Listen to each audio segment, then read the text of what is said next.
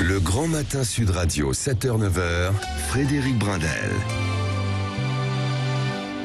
8h46, beaucoup de réactions au 0826 300 300 sur les thèmes de ce matin. Je précise qu'Éric Revel nous a retrouvés. Éric, vous êtes là. Absolument, Frédéric, bonjour à tous.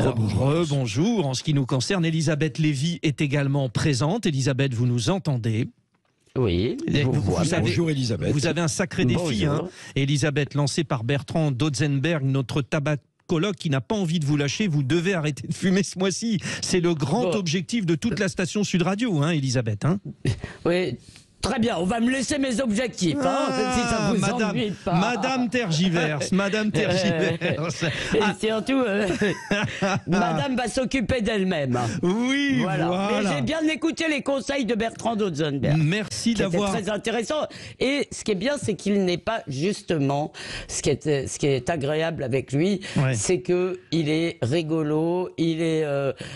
C'est pas quelqu'un. Il n'est pas dans la punition, disons. Alors ça, c'est quand même assez agréable. Moi, j'aime pas rire et je vous punirai si vous n'arrêtez pas. Et donc ça ne va pas vous aider, parce que je le sais bien, je vous connais. Bon, alors c'est pas grave, mais je vous apprécie tellement, Elisabeth. Fonçons dans le Tarn-et-Garonne, si vous voulez.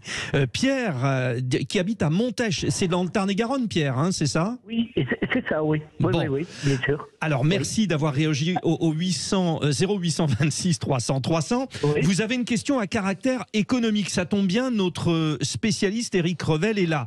Posez votre question. Eh bien, écoutez, moi, c'est sur l'inflation. Là, on nous a...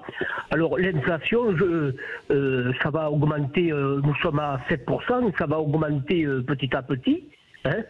Moi, j'ai eu une augmentation, les 4,5% qu'on a eu au mois de juillet, qui a été versé en septembre. Bon, ça m'a pas fait grand chose. Ça m'a fait à peu près 17 à 18 euros par mois. Mais effectivement. Et voilà, oui. Et donc, si on reporte ça sur l'année, ça fait 170 ou 180 euros. Et puis, je vois que... Et puis, l'énergie, elle a augmenté de 20%. L'alimentation de 11%, les frais et tous les frais qui s'ensuivent de 16%. En fait, nous sommes à plus de 20% sur l'énergie. On va pas pouvoir se chauffer. Et puis, il y a clairement un déséquilibre, Pierre. Alors vous, ce que vous proposez, allez-y, dites-nous votre proposition et puis Éric vous répond.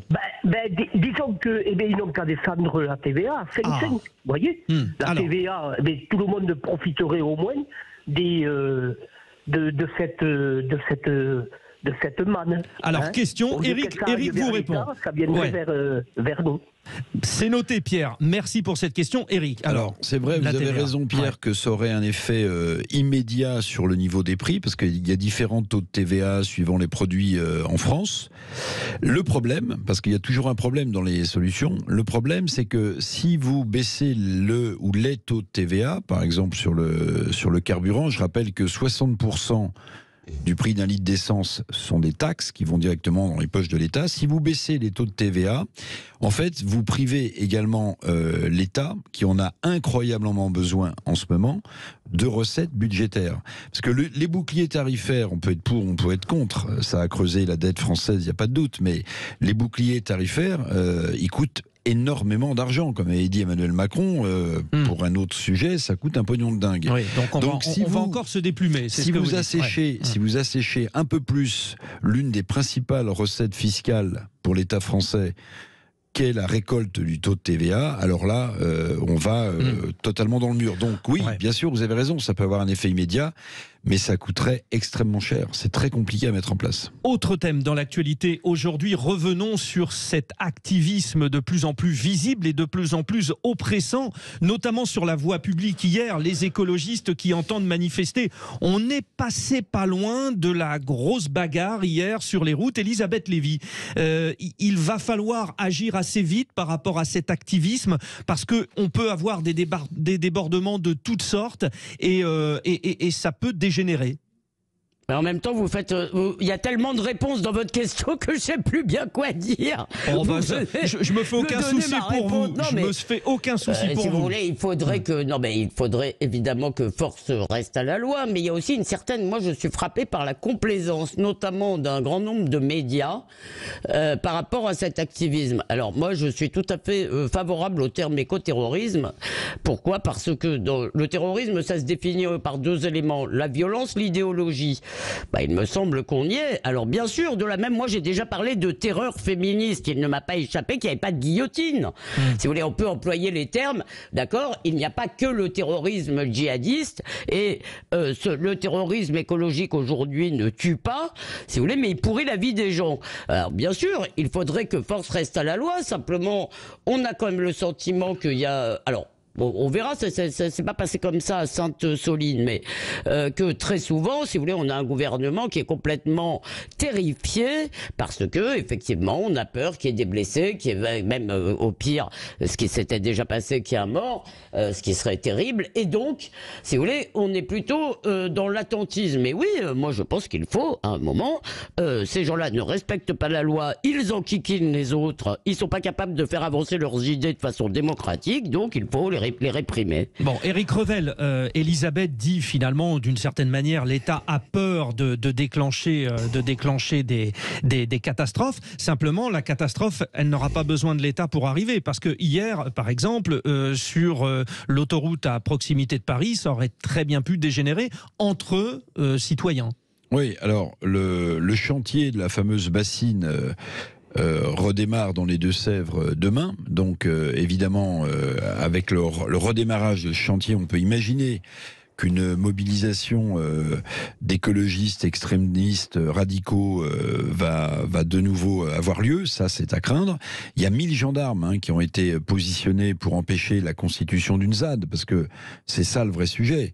Est-ce qu'ils vont se regrouper pour constituer cette ZAD et prendre racine, si j'ose dire, sur place. Alors, moi, ce que je note quand même, c'est que le précédent le plus célèbre, qui est l'aéroport des Landes, pardon, avait entraîné, vous vous en souvenez, un référendum local.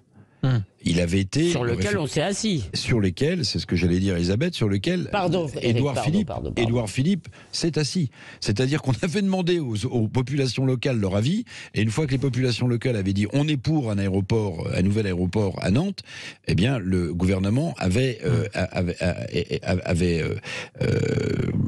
mais ça laissé tomber totalement. Ce que je veux dire quand même, c'est qu'on assiste à quelque chose Eric, politiquement d'absolument incroyable, moi je trouve, absolument incroyable. Et d'ailleurs, le face-à-face à distance ce week-end entre Jadot et Rousseau le prouve. Ouais. C'est qu'en fait, l'écologie politique a été dévorée par l'écologie radicale violente. En fait, c'est ça auquel on assiste. Et qu'est-ce que vous trouvez d'incroyable là-dedans ? Eh bien, ce que je trouve d'incroyable, c'est que... Ça se passe depuis des années, c'est pour ça que je m'étonne de votre étonnement. Non, ça se passe depuis des années, ma chère Elisabeth, mais là, le face-à-face avec ce qui est arrivé à Jadot, définitivement tourne la page de l'écologie politique. C'est-à-dire que l'écologie, j'allais dire raisonnable, qui est dans le débat, a laissé la place à une écologie ultra-violente, d'ultra-gauche, radicale. Elisabeth Lévy, vous allez dire... Pardon, je voudrais... Elisabeth, non, mais vous avez tout à fait raison, Eric, simplement. Moi, je constate que c'est un processus depuis fort longtemps, si vous voulez, qu'à chaque fois que le parti écolo en a eu l'occasion, il a rejeté les raisonnables pour choisir les radicaux. La seule exception, c'est la dernière présidentielle où ils ont choisi Jadot sur le fil, si vous voulez, qui était... Mais c'est ça qui fait exception. Et je constate d'ailleurs que ça n'est pas simplement le cas du Parti écologique. Vous avez certainement, comme moi, lu sur le média Reporter, donc avec 2 RE à la fin, la tartine invraisemblable sur Julien Bayou. Ça n'a strictement rien à voir avec l'écologie. C'est un déballage absolument dégoûtant sur sa vie privée. De dames qui se montent le bourrichon, pardon de le dire comme ça. Et, si vous voulez, pour moi, c'est emblématique de ce qu'est devenu l'écologie. Enfin, pas l'écologie, de ce qu'est devenu, si vous voulez, de ce que sont devenus les gens qui s'occupent d'écologie. Sandrine Rousseau, elle nous parle de quoi toute la journée? Pas seulement d'écologie. Parce qu'il y a l'éco-terrorisme, mais il y a l'éco-féminisme aussi maintenant. Bon. Eric, ne prenez pas sa terre à câbler. Non, pas du tout. Au contraire, je vous écoute trop. Oui, parce que accablé à la simple évocation de Sandrine. Oui, parce que c'est de la radio, mais maintenant on vous voit à la radio. Eric, donnez un autre visage. Il y a de quoi, oui. Non, mais ce qui est hallucinant et pour conclure, ce qui est hallucinant avec Sandrine Rousseau, et d'ailleurs ça marche puisqu'on en parle, c'est qu'en réalité, elle va faire deux petites phrases en conjuguant mal des verbes, elle va faire une petite sortie sur le barbecue, et en fait, on l'a fait vivre et on l'a fait exister, ma chère Elisabeth, parce que médiatiquement, on ne fait que d'en parler. C'est nous qui lui donnons l'importance.